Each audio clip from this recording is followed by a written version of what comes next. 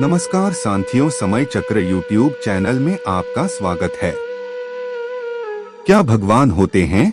यह प्रश्न मानव सभ्यता के इतिहास में सबसे पुराना और सबसे गूढ़ प्रश्नों में से एक है। चाहे वह ऋषियों का चिंतन हो, वैज्ञानिकों की खोज हो या किसी आम इंसान का आत्ममंथन, यह सवाल हर किसी के जीवन में किसी न किसी मोड़ पर खड़ा होता ही है। इस प्रश्न का उत्तर न केवल तर्क से जुड़ा है, बल्कि आस्था, अनुभव, दर्शन और आत्मा की गहराइयों से भी। इस विस्तृत लेख में हम इस प्रश्न का विश्लेषण कई दृष्टिकोणों, धार्मिक, दार्शनिक, वैज्ञानिक, मनोवैज्ञानिक और व्यक्तिगत अनुभव के आधार पर करेंगे। साथ ही अंत में यह समझने का प्रयास करेंगे कि भगवान की अवधारणा हमारे जीवन में क्यों और कैसे महत्वपूर्ण है। एक धार्मिक दृष्टिकोण से हिंदू धर्म में ईश्वर। हिंदू धर्म में ईश्वर को सर्वव्यापक, सर्वशक्तिमान और सर्वज्ञ माना गया है। ब्रह्मा सृष्टिकर्ता, विष्णु पालनकर्ता और शिव संहारकर्ता, ये त्रिदेव ब्रह्मा के विभिन्न रूप हैं। ईश्वर निराकार भी है, ब्रह्मा, और साकार भी, भगवान श्री राम, श्री कृष्ण, देवी दुर्गा आदि। भक्ति मार्ग में भगवान को अपना सखा, पिता, माता या प्रेमी माना गया है। इस्लाम में अल्लाह। इस्लाम धर्म में ईश्वर को अल्लाह कहा गया है, एक, निराकार, अद्वितीय। ला इलाहा इल्लल्लाह, अल्लाह के सिवा कोई ईश्वर नहीं। कुरान के अनुसार अल्लाह सब कुछ जानता है, सब कुछ देखता है और उसकी इच्छा के बिना कुछ नहीं होता। ईसाई धर्म में गॉड। ईसाई धर्म में गॉड को एक पिता के रूप में देखा जाता है। यीशु मसीह को गॉड का पुत्र कहा गया है।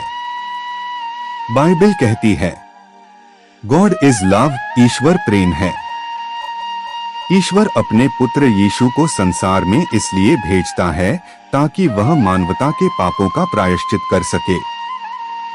अन्य धर्मों में बौद्ध धर्म ईश्वर की धारणा को केंद्र में नहीं रखता, बल्कि आत्मज्ञान को सर्वोच्च मानता है। जैन धर्म में ईश्वर की बजाय आत्मा को ही सर्वोच्च कहा गया है। सिख धर्म में एक ओंकार, एक परमात्मा की अवधारणा है जो सभी में व्याप्त है। दार्शनिक दृष्टिकोण से अद्वैत वेदांत।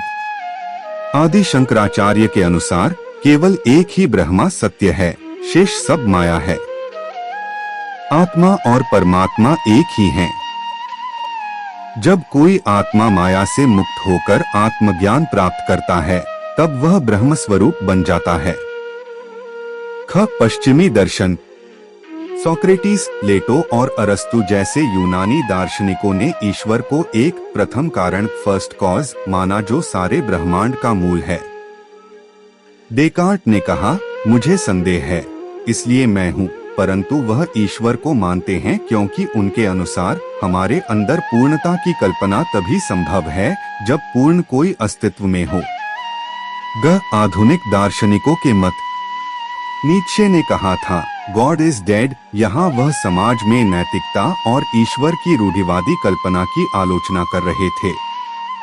स्वामी विवेकानंद ने कहा, ईश्वर को पाने का सबसे बड़ा रास्ता है सेवा। जब तुम किसी गरीब को भोजन देते हो तो वही ईश्वर है। वैज्ञानिक दृष्टिकोण से ब्रह्मांड की उत्पत्ति और ईश्वर। बिग बैंग सिद्धांत कहता है कि ब्रह्मांड की उत्पत्ति लगभग 13.8 अरब वर्ष पहले एक अत्यंत सूक्ष्म बिंदु से हुई। परंतु उस बिंदु से पहले क्या था, क्यों हुआ? इन सवालों का कोई स्पष्ट वैज्ञानिक उत्तर नहीं है। यही वह स्थान है जहां कुछ वैज्ञानिकों को किसी उच्च शक्ति की संभावना दिखती है। विज्ञान में इंटेलिजेंट डिजाइन। कुछ वैज्ञानिक मानते हैं कि ब्रह्मांड का इतना सटीक संतुलन, फाइन ट्यूनिंग, किसी बुद्धिमान रचनाकार के बिना संभव नहीं। जैसे पृथ्वी की सूर्य से दूरी, वायुमंडल की संरचना, डीएनए की जटिलता, ये सब एक सटीक योजना की ओर संकेत करते हैं। भौतिक विज्ञानी अल्बर्ट आइंस्टीन का विचार। आइंस्टीन ने कहा था, I believe in Spinoza's God who reveals himself in the orderly harmony of what exists. अर्थात वे उस ईश्वर में विश्वास करते थे जो प्रकृति के नियमों और ब्रह्मांड के सौंदर्य में प्रकट होता है, न कि किसी मानवीय रूप में। मनोवैज्ञानिक और सामाजिक दृष्टिकोण का मानव मन और ईश्वर की आवश्यकता। मानव स्वभावतः भय, आशा और प्रेम से जुड़ा होता है। जब वह संकट में होता है तो उसे एक सहारा चाहिए, एक शक्ति जो उससे बड़ी हो। यही कारण है कि ईश्वर की धारणा मानव मन में जन्म लेती है। ईश्वर और नैतिकता। ईश्वर की कल्पना से समाज में एक नैतिक ढांचा तैयार हुआ। यदि कोई कर्मफल में विश्वास रखता है तो वह अधर्म करने से डरता है। इससे सामाजिक व्यवस्था बनी रहती है। ईश्वर और आत्मबल। जब इंसान टूट जाता है, हार जाता है, तब ईश्वर में आस्था ही उसे फिर से उठने की शक्ति देती है। यह आस्था आत्मबल बन जाती है। 5 अनुभवजन्य दृष्टिकोण, स्पिरिचुअल एक्सपीरियंस। संतों और योगियों का अनुभव। रामकृष्ण परमहंस, संत कबीर, मीराबाई, तुलसीदास, गुरु नानक, इन सभी ने ईश्वर का साक्षात्कार अपनी भक्ति और साधना से किया। योग और ध्यान के माध्यम से व्यक्ति अहम ब्रह्मास्मि की स्थिति तक पहुंच सकता है, जहां वह ईश्वर के साथ एकत्व महसूस करता है। आम लोगों के अनुभव। कई लोग जीवन में किसी चमत्कार, संयोग या विचित्र अनुभव को ईश्वर का हाथ मानते हैं। जैसे किसी दुर्घटना से चमत्कारिक बचाव, बीमारी से अचानक ठीक हो जाना, हताशा में कोई मदद मिल जाना। भले ही विज्ञान इसे संयोग कहे, पर व्यक्ति उसे दिव्य अनुभव मानता है। 6 नास्तिक और आस्तिक दृष्टिकोण। नास्तिकता, एथिज्म। नास्तिक कहते हैं कि ईश्वर एक मानवीय कल्पना है, एक मानसिक और सामाजिक आवश्यकता। वे कहते हैं, यदि ईश्वर होता तो संसार में अन्याय, भूख, पीड़ा क्यों होती? क्या हमने ईश्वर को बनाया या उसने हमें? आस्तिकता, थीज्म। आस्तिक मानते हैं कि हमारी समझ सीमित है, ईश्वर असीम है। ईश्वर हमें स्वतंत्रता देता है, इसलिए हम अच्छे बुरे कर्म कर सकते हैं।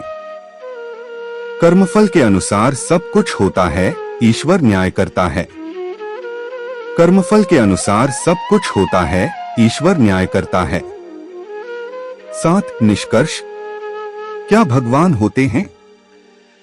इस प्रश्न का उत्तर केवल हाँ या ना में नहीं दिया जा सकता। यह एक व्यक्तिगत, गूढ़ और अनुभवजन्य प्रश्न है। हो सकता है भगवान किसी के लिए एक ब्रह्मांडीय शक्ति हो, किसी के लिए श्री राम या श्री कृष्ण जैसे सगुण रूप में प्रकट होते हों, किसी के लिए वह केवल प्रेम, दया और करुणा हो, और किसी के लिए वह एक प्रश्न चिन्ह हो। परंतु एक बात स्पष्ट है, भगवान की कल्पना ने मानव को नैतिकता, सांत्वना, प्रेरणा और मार्गदर्शन दिया है। उन्होंने कला, साहित्य, संगीत और दर्शन को गहराई दी है। उन्होंने जीवन को एक ऊंचाई दी है। अंतिम विचार। यदि ईश्वर है तो वह तुम्हारे भीतर है, तुम्हारे कर्मों में, तुम्हारी चेतना में। यदि ईश्वर नहीं भी है तो भी जीवन को प्रेम, करुणा, सत्य और सेवा से भर देना ही ईश्वरत्व है। जैसा कबीरदास कहते हैं, माटी कहे कुम्हार से, तू क्या रौंदे मोही। एक दिन ऐसा आएगा, मैं रौंदूंगी तो ही। आप स्वयं तय करें। ईश्वर को मत खोजिए मंदिर में, मस्जिद में या गिरजाघर में। उसे खोजिए अपने भीतर, अपने कर्मों में, अपने प्रेम में।